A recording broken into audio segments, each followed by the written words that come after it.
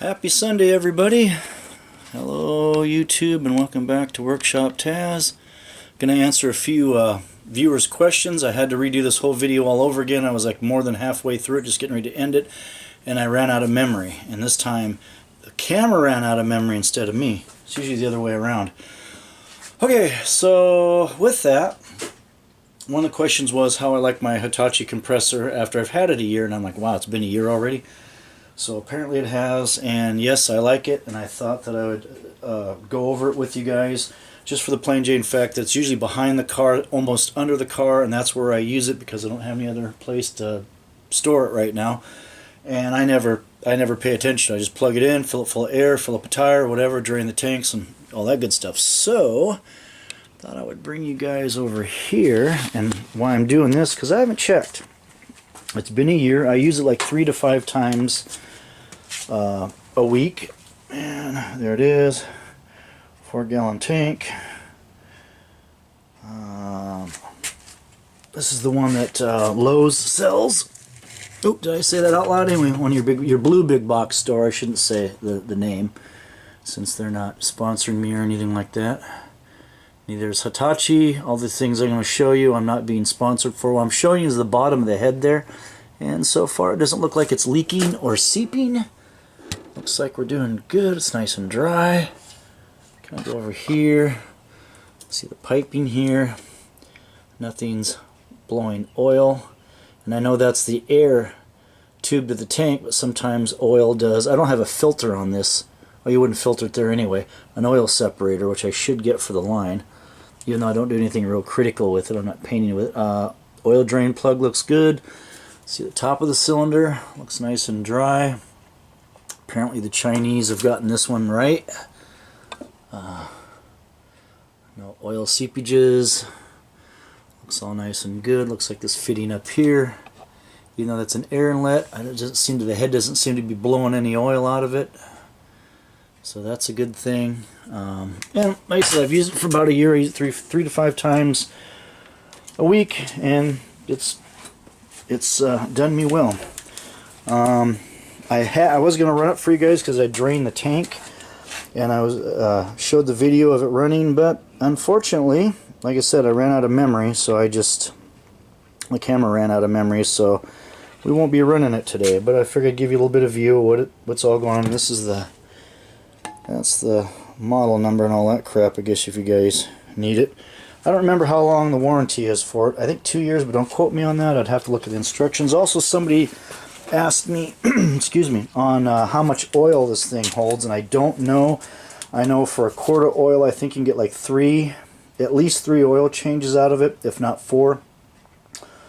The oil seems to get kind of scroty in this pretty quick, so I'd recommend changing it if you use it a lot, just to keep the longevity of the pump going.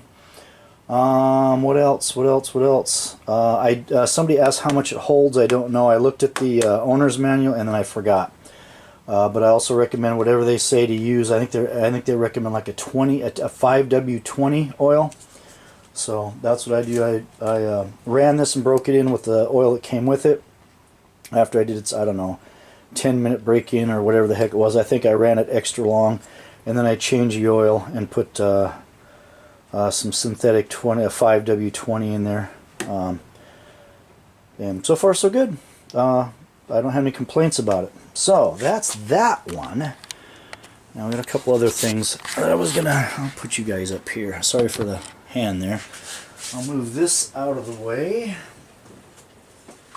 and show you guys the next victim here. So the next viewer question was, somebody was asking me, well, you know what, since I got this here, let me do this. So, somebody was asking me about the Vulcan 220, the Omni 220, if I had tried the Harbor Freight stick holder, and no, I haven't. This is the one that came with the rig itself. I didn't like it. It's not very strong. It doesn't grip very well, so when you put your stick in there, when you go to start an arc, it always immediately wants to kind of bring it like this, and I don't feel like I have to constantly adjust, so I want something that grips it. If I want to move it, I'll move it. I don't want it moving by itself. So I retired that one.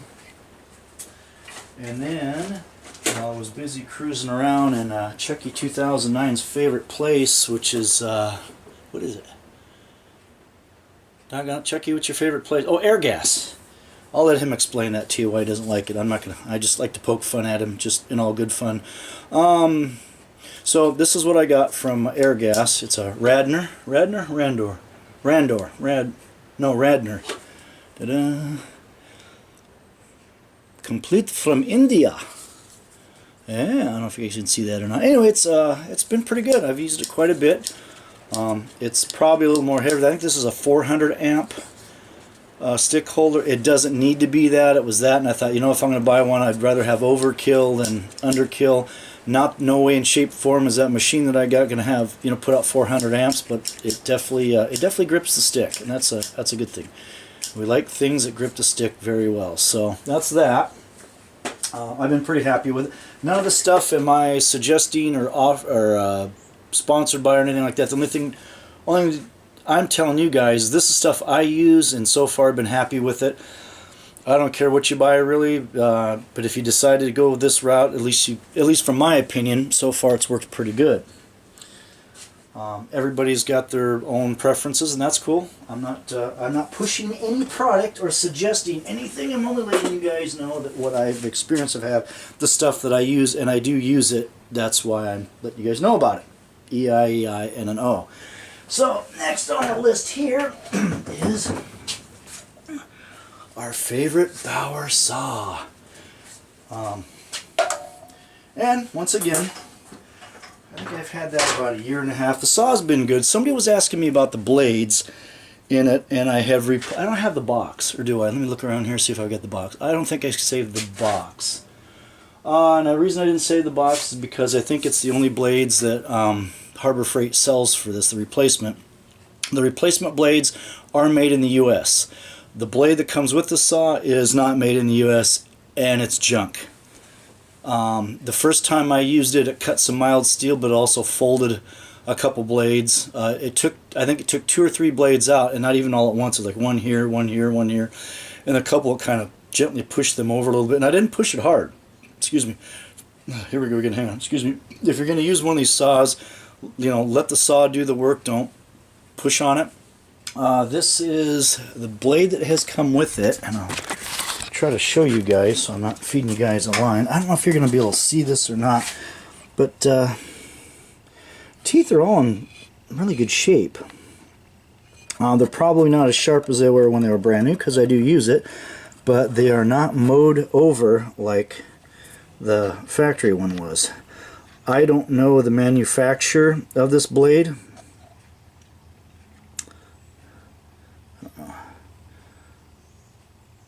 And it's going to be kind of hard to see behind the wheel. And I tried to rotate it, but it's not gonna twist.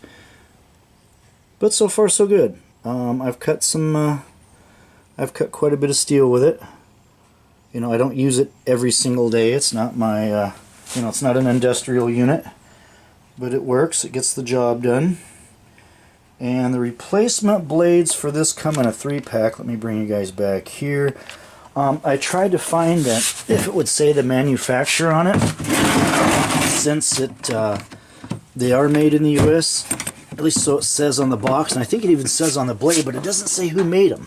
So these are the other 2 here, and these are brand new, and I haven't needed to replace it yet.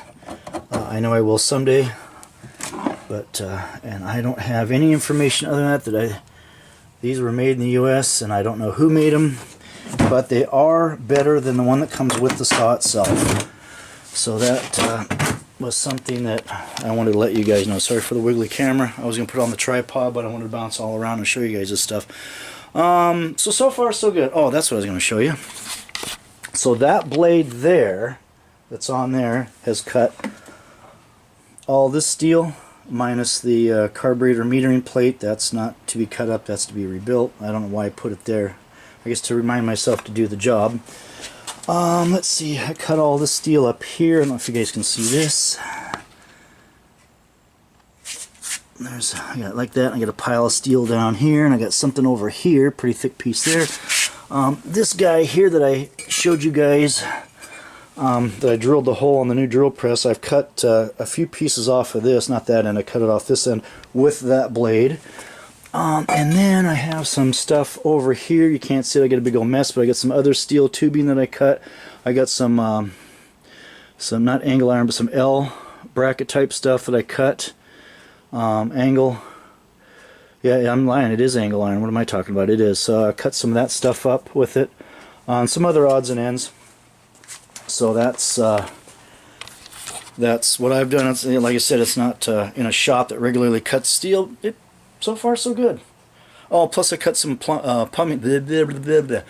I cut some plumbing pipe up earlier this summer that I had to do some replacement with, and it was pretty soft stuff, but it cut it well. No issues so far. Yeah, so that's an idea. That's what I was getting at. He said he was trying. Oh, that's what he asked me. He asked me if I had changed the TPI, tooth per minute, tooth per inch. No, I didn't. I don't remember what it is, but it's whatever the whatever Harbor Freight sells with that, or sells that. I don't remember if there was 2 boxes with 2 different TPI on it or not. Or I think they're all the same. I think they're the. I want to say it can't be 14 tooth, or is it 24? I can't remember. Anyway, it's whatever the box was on it. I didn't pick out anything particular, and it seems to cut steel well. It's not the maximum tooth per inch that you can get for these, but it's so far so good. He was trying. I guess he said that he couldn't find anything in the big box store. I don't know if it wouldn't fit this or if it just wasn't the TPI he wanted. I let him know I've been cutting steel with this blade. So far so good. If you were going to use it in a more industrial environment, you might want to, get, I'm going to call it a higher tooth concentration. So I can't remember if they're 24. I know one's 14. I don't know if it goes 14, 10. I don't remember how it goes. Anyway, that's the stock ones you get from, the replacements you get from Harbor Freight. Made in the USA. Don't know who makes them. And don't remember what tooth per inch is on that, but so far it's good for general cutting. The one that came with it, yeah, about twice and it was ready to be replaced, and that's not an exaggeration. Anyway, something else I wanted to show you guys. Let's see, this stuff, where'd it go? This stuff right over yonder. I don't know if, yeah, that stuff right there. Hopefully the camera will focus. That stuff right there. Ote dark thread cutting oil. Okay, so I got that at my big box store. And I've been using that with the new drill press. And I haven't cut a lot of stuff with it. Oops, let's flip you guys around here. One of the reasons that I got it, I knew it's existed, I just never really messed with it.